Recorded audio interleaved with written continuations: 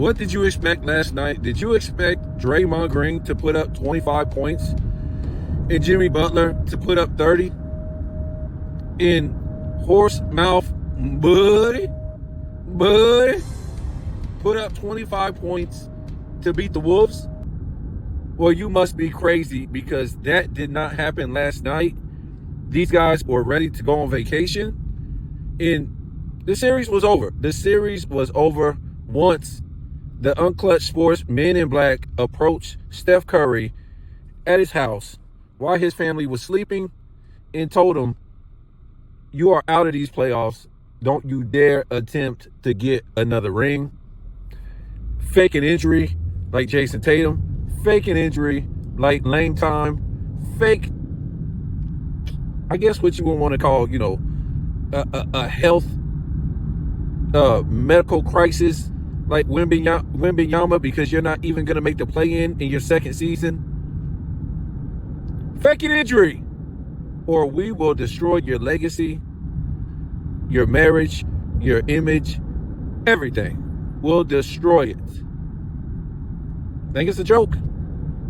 Think it's a joke? They will come for Curry real quick. You saw what Curry had to do in the Olympics just to save the Olympic team. And really, what Curry had to do to save LeBron's legacy. So, that's about it, folks. They'll go on vacation and we'll play dumb like, oh, what are they going to do next year? What can Curry do? Curry can't do nothing. He's not getting another ring. He ain't getting another ring. LeBron James might not get another ring. Fine. But Curry is banned from getting another ring. Jimmy Butler,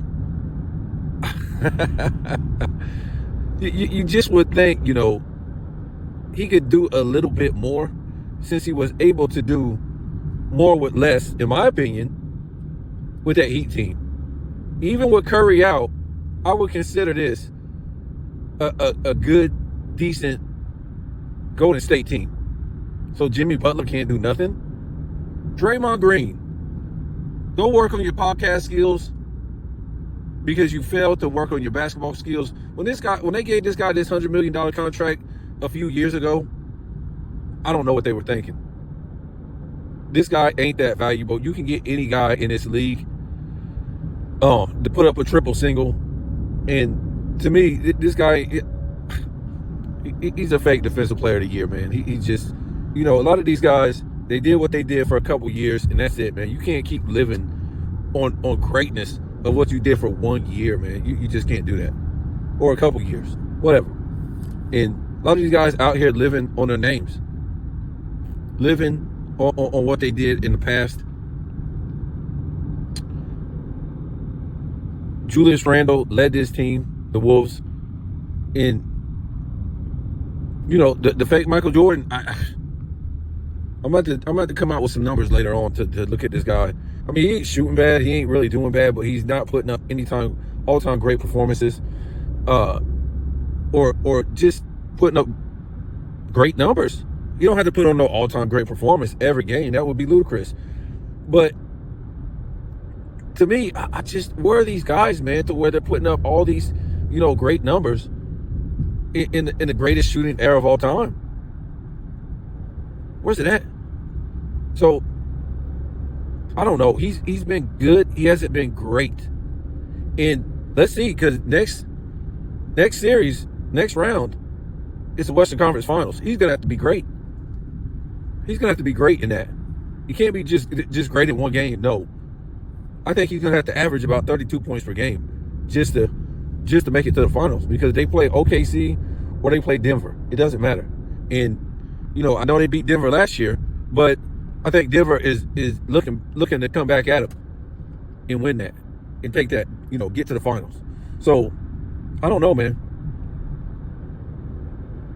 I don't know. I wish him luck. I'm not trying to hate on him, but I'm just saying, man, for all the hype this guy's been getting, he's, he can't be, to me, he's playing neck to neck with Julius Randle, if not Julius Randle been out playing him. Julius Randle's been out playing him. I'm not going to say by a lot, but you know what I'm saying? There's been games that Julius Randle's just been out playing him. been defending better, been shooting better, everything like that. So we'll see what happens with this, man. I mean, yeah, congratulations to the Wolves. Um, yeah, we hate to see this again. Another team winning against a team who isn't fully healthy. Nobody wants to see this trash. These guys get paid all this money to be competitive. When they say, "Oh, Isaiah Thomas had a hurt hand or something like that," that's why the Bulls finally got over the hump and beat him. Well, at least Isaiah Thomas played, right? At least he went out there and played. When Isaiah Thomas got hurt in the finals, at least he went out there and played, right? Bird was hurt before. I mean, he was playing hurt before he literally couldn't play no more. It was ridiculous. So he went out there and showed you he was hurt. It wasn't just like, yeah, Bird's hurt. He won't be playing the rest of the series, or no, he went out there. Dudes went out there and played hurt, and then you saw him hurt, and then when an announcement came, oh, such and such ain't gonna be playing. Okay, yeah, that's confirmed. We seen it with our own eyes. It wasn't just like a dude literally got hurt.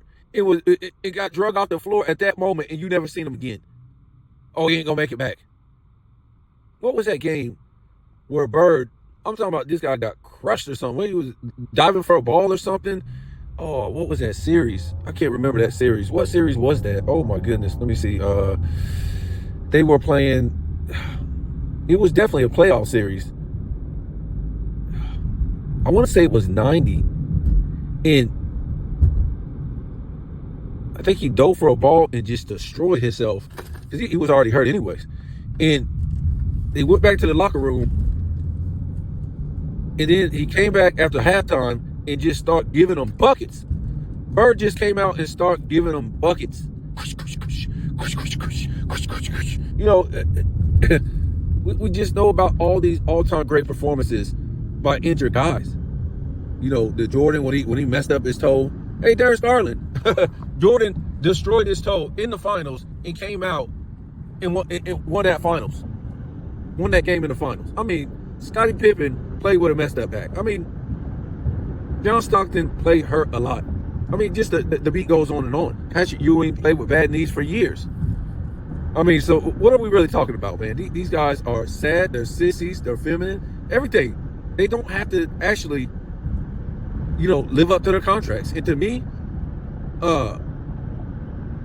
what it is, like we told you before, these guys, they're sold on the media sells them. The media sells their legacy. The media sells their hype. The media sells everything about these guys. But when you look on the court, you don't find it. You don't see it. It's not there. It's not there, folks. You don't see it.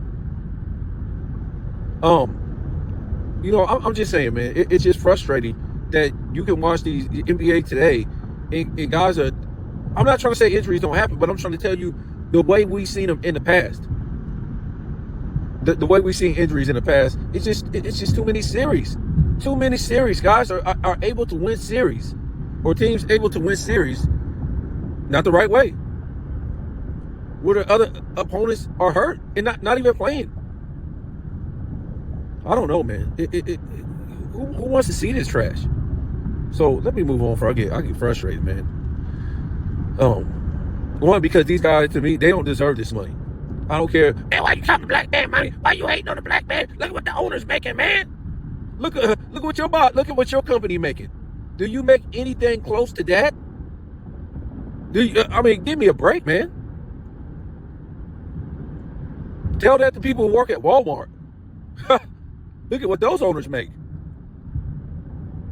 People out here literally working 40 to 60 hours a week. These guys play 3 games in a week. That's 3 hours a game. That's 9 hours a week. And you talking about counting a black man's money? You talking about counting another man's money? For working literally 9 hours a week for playing a damn kid's game. And don't tell me, oh, they're the best in the world. So you're the best in the world at your job.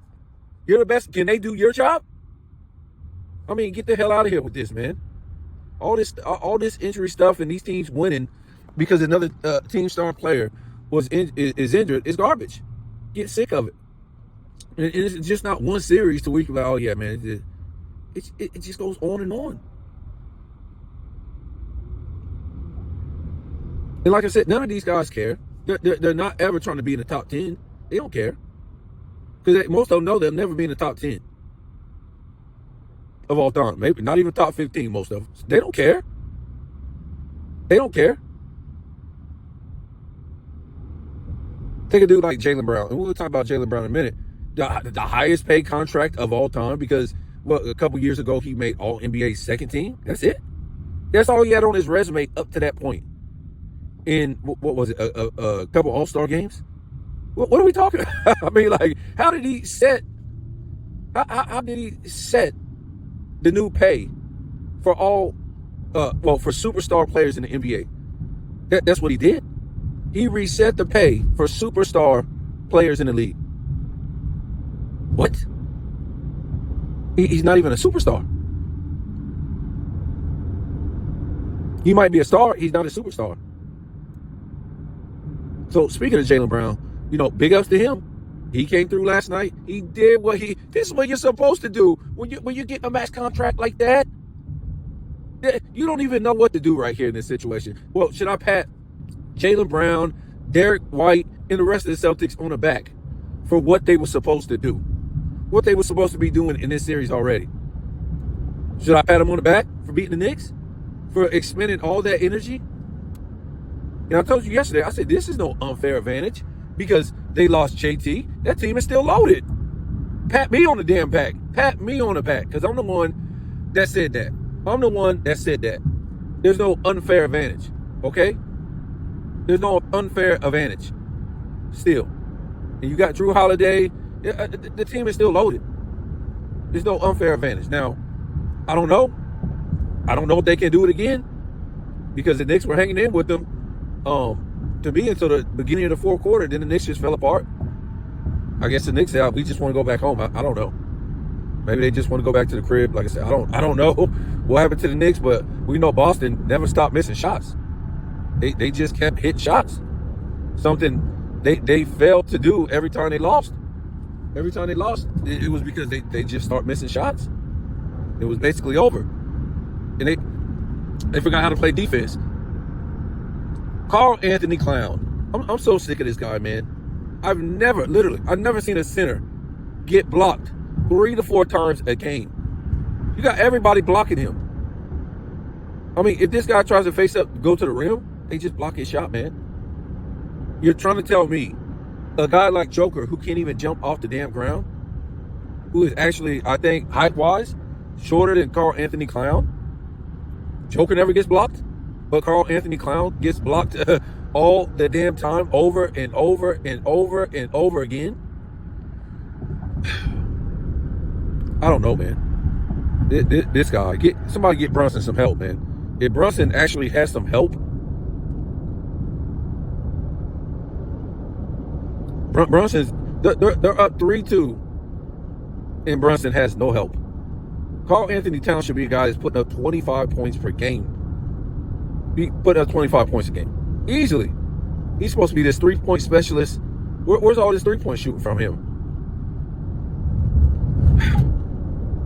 So I really don't know what to say about that game. The Celtics did what they were supposed to do. I'm not really going to pat them on the back. Yeah, man. Why? They're really not supposed to be down. They're really not supposed to be down in this series. Now, to me, and I'm not trying to be mean to any Eastern Conference fan, but it looks like the championship might be won by the West this year. It seemed like it really doesn't matter who comes out the West. I just don't think the East is going to be able to win this, especially if the Celtics lose. I don't know, man. I don't think the Knicks have enough firepower and enough experience. And the same thing with the Pacers. I don't think the Pacers have enough firepower and enough experience. Now, do both of these teams have heart, grit, and they're scrappy? Yes. But sooner or later, that's going to set in. All that's going to set in, and it's going to be over. It's going to be like a Cinderella team in the big dance in college basketball. You'll see them all the time. They'll make it all the way to the Final Four, and then reality will set in that they're Cinderella. And the Cinderella story is over. You just didn't have enough. I mean, you made it as far as you could, but we'll see, man. When you see stuff like this in the NBA, it gets frustrating more than anything. I saw this on Too Raw for TV, and he was talking about Walt Clyde Frazier, basically dissing Michael Jordan. And he said Michael Jordan shouldn't be in the GOAT debate because he's not the all-time leader in stats. He don't have the most points. He said he don't have the most rings. You know what I'm saying? Stupid stuff like this. It makes no sense, folks. And, he's got the most finals MVPs. He just go around all the stuff that he, did. He averaged the most points in the playoffs, the most points in the regular season. The only player to, clean up on MVP. What was that? Defensive Player of the Year, All-Star MVP, steals title. He did all that stuff in the same season. The only player to, have 100 blocks and 200 steals in back-to-back seasons. Never seen a Game 6. I mean, we could just go on and on, right? They just pick and choose the records, right? Michael Jordan, the greatest playoff performer, had the best record of all time. And I think what was that? In the 90s, when he played on the court, he never lost 3 games in a row after I think it was after the 91 season, if I'm not mistaken.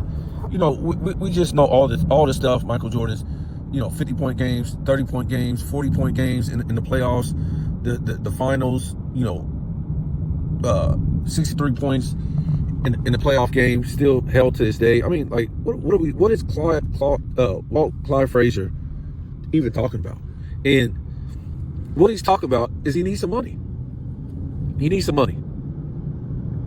So he went to Clutch, and Clutch gave him some money to say the most ridiculous stuff you ever heard. Michael Jordan should be in no GOAT debate. He led his team to all 6 rings, 2 3-peats, something that nobody has ever did. And he won with less help. And he never had a choke job series. And other teammates winning finals MVPs. Never shot under 40% from the field in the finals. Took the game global. Walt Frazier. I mean, this guy, he's pretty salty, man. I don't know. And this, when I told you about Michael Jordan coming back, and I told you this might be bad, maybe a lot of people didn't believe me. But this is another thing I was saying about, all these past players needing money. So they're paid to say stupid stuff about past great NBA players to make this era look good. And I said, like I said, what are they going to be doing with Michael Jordan? They're giving this guy $80 million. Is he going to be dissing past eras to hype up this era? I mean, they damn sure ain't going to give him $80 million to diss this era. That wouldn't make no sense. I mean, is it really even going to be a real Michael Jordan? That's what people got to ask. With all this technology in this world, is it really going to be Michael Jordan? Or is it just going to be an image of Michael Jordan? Is it going to be AI deepfake? I mean, that's what most of your podcasts are. Especially Mind the Game. That's nothing but a deepfake. Steve Nash and LeBron James, before it was JJ Redick and LeBron James, deepfake. And I'm convinced that most of these NBA players' podcasts are deepfakes. They got the money for it, folks. So, I caught ESPN, First Take, and all that. Most of that's deepfake. Just AI, deepfake. So we don't even know if this is even going to be Michael Jordan. I know it sounds ludicrous, but this is what they got, folks. This is the money they got. This is the software they got. This is what they do. So we don't even know if this is going to be Michael Jordan, even there. And even if it is, whatever. I mean, they're going to pay him to, for him to say whatever they want. whatever benefits them. So I don't know. We'll see. And we'll see about this game tonight. OKC, Denver. Can OKC close this one out? And that's the only game tonight. Where they play? Maybe they play earlier tonight. So tell me what you think.